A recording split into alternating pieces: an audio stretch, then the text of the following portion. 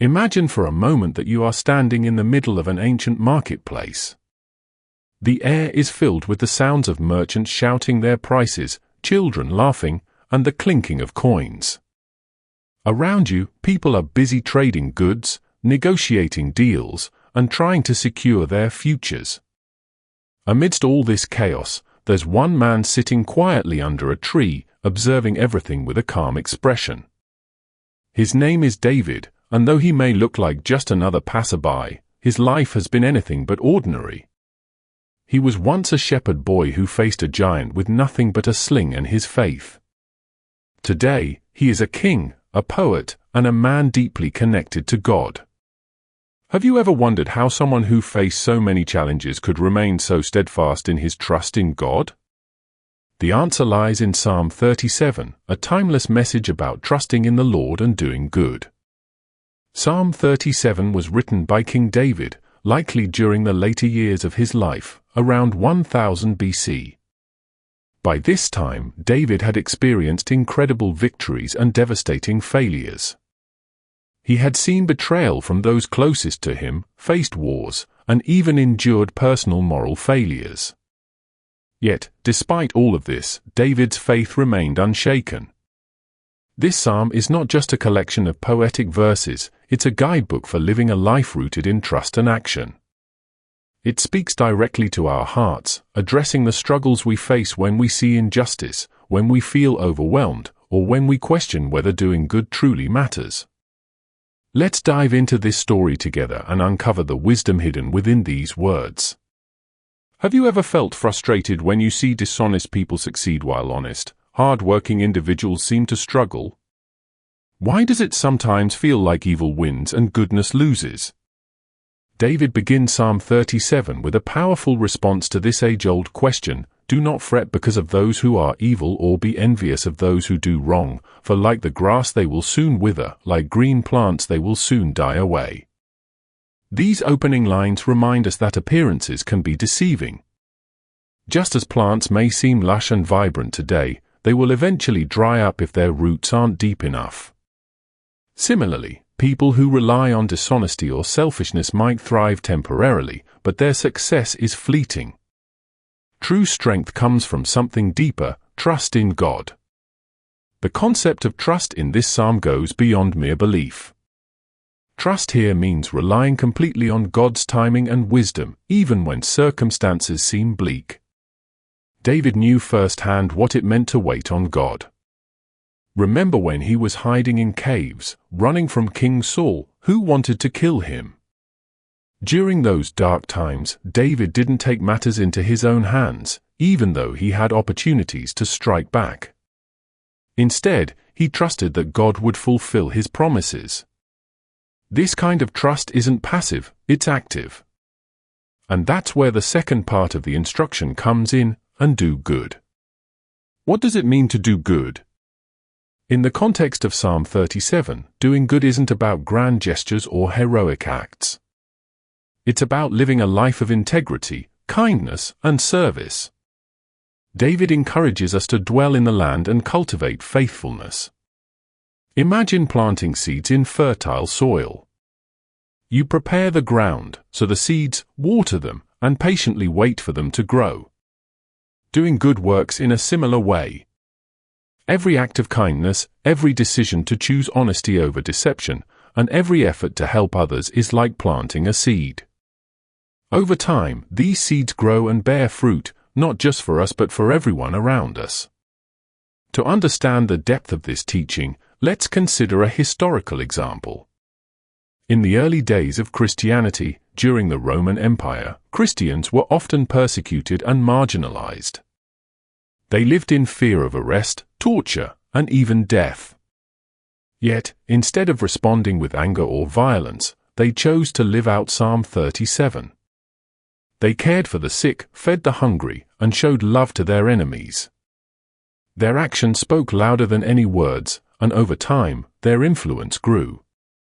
By the 4th century AD, Emperor Constantine converted to Christianity, and the faith spread throughout the empire. This wasn't just luck, it was the result of consistent, faithful action over generations. But let's bring this closer to home. Think about your own life.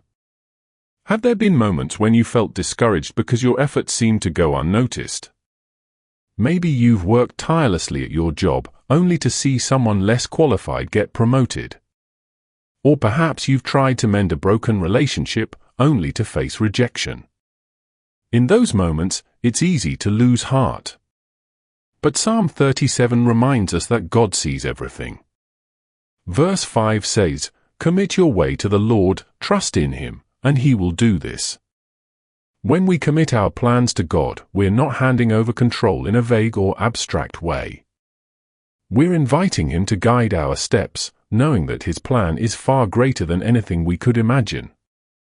This idea of committing our ways to the Lord is beautifully illustrated in the life of Joseph, another biblical figure whose story parallels David's.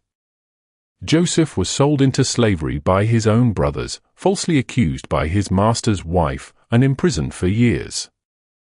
Yet, through it all, he remained faithful to God. Eventually, he rose to become the second most powerful man in Egypt, saving countless lives during a famine. When Joseph finally reunited with his brothers, he didn't seek revenge. Instead, he told them, "You intended to harm me, but God intended it for good." Like Joseph, we can trust that God uses even our hardships for a greater purpose. As we continue exploring Psalm 37, we encounter a recurring theme: patience. David writes, "Be still before the Lord and wait patiently for Him. Do not fret when people succeed in their ways, when they carry out their wicked schemes." Patience is one of the hardest virtues to practice, especially in our fast-paced world. We want instant results, quick fixes, and immediate gratification. But true growth takes time. Consider the process of building a house. You wouldn't expect to move in after laying the foundation. You need walls, a roof, plumbing, electricity, and countless other details before it's ready. Likewise, God is working behind the scenes in our lives, shaping us into the people He created us to be. This brings us to another important aspect of Psalm 37, justice. David assures us that the Lord laughs at the wicked, for He knows their day is coming. At first glance, this might sound harsh, but it's actually a comforting reminder. The world may seem unfair at times, but God is ultimately in control. He sees every injustice, every act of cruelty, and every tear shed. And while it may not happen immediately, justice will prevail. History itself testifies to this truth. Empires built on oppression have fallen, tyrants have been overthrown, and movements for equality and human rights have triumphed.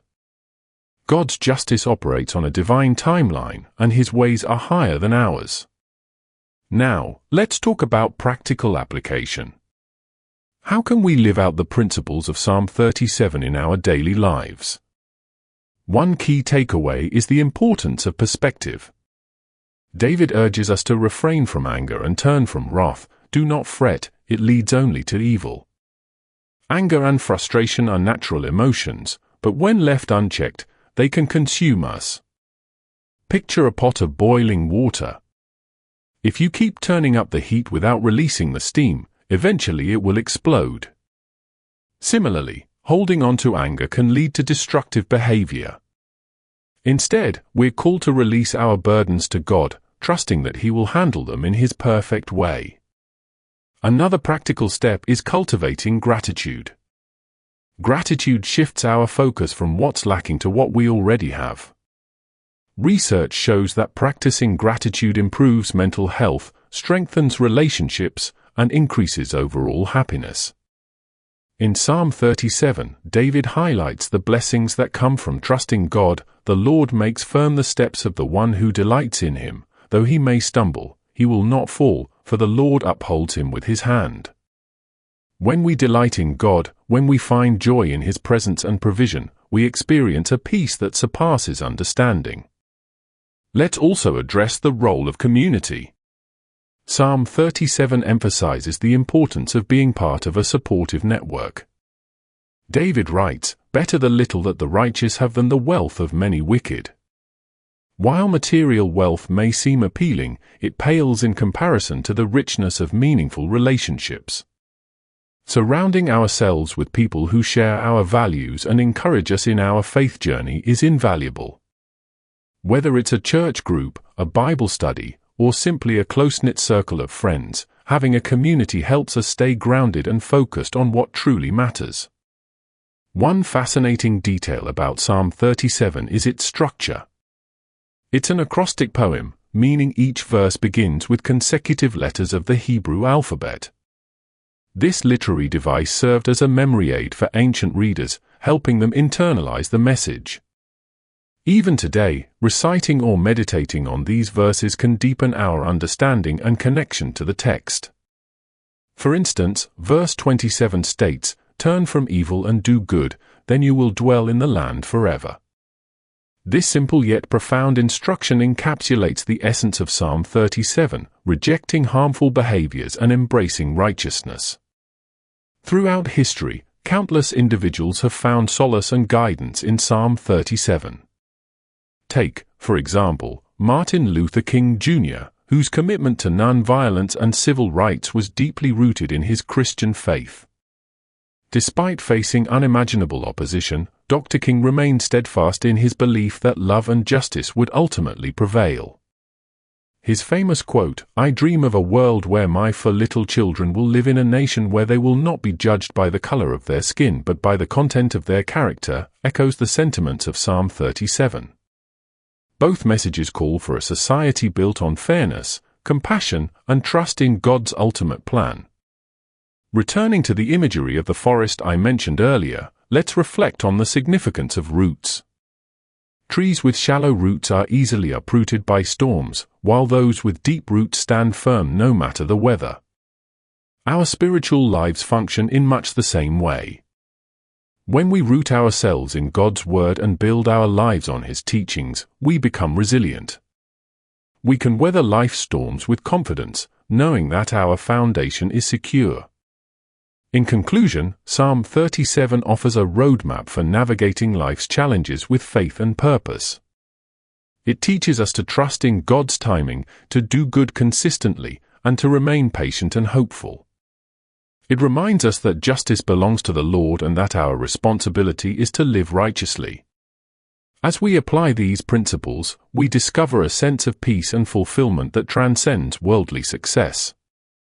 So, I leave you with this thought: what kind of legacy do you want to leave behind? Will it be one marked by fleeting achievements, or will it be defined by enduring faith and unwavering goodness? The choice is yours. Let's delve deeper into the concept of trust, which forms the cornerstone of Psalm 37. Trust in the biblical sense is not merely intellectual assent or passive hope. It involves a radical dependence on God's character and promises.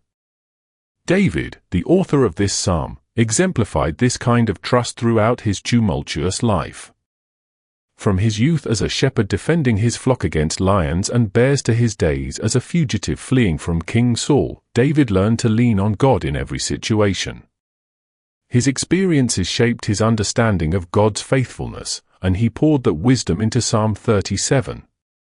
Consider the phrase, "Delight yourself in the Lord, and He will give you the desires of your heart." On the surface, this might sound like a promise of prosperity or wish fulfillment. However, its meaning runs much deeper.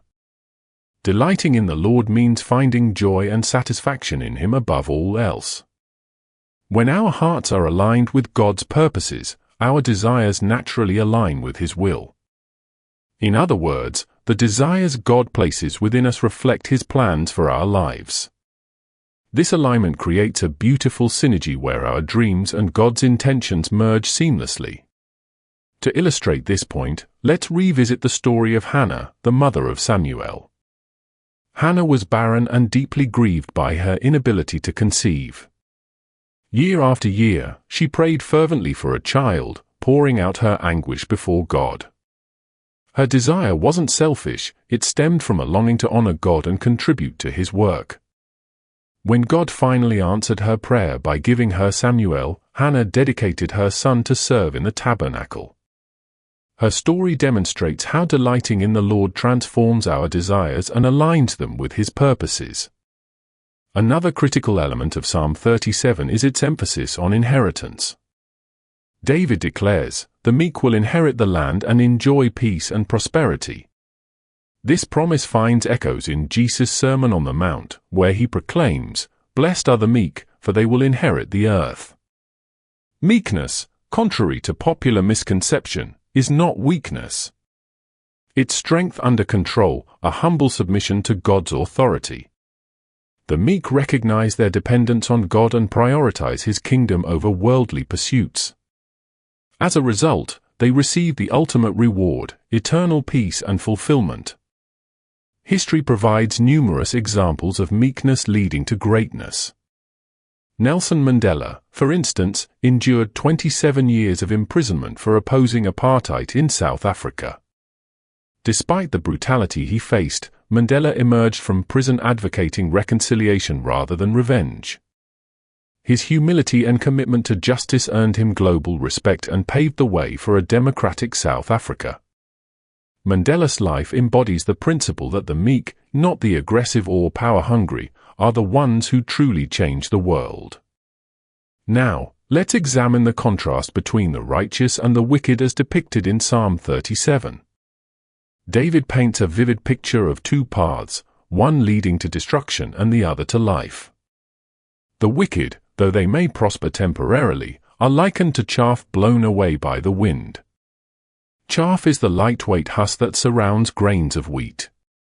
During harvest season, farmers separate the valuable grain from the worthless chaff by tossing it into the air. The heavier grain falls back to the ground, while the lighter chaff is carried off by the breeze.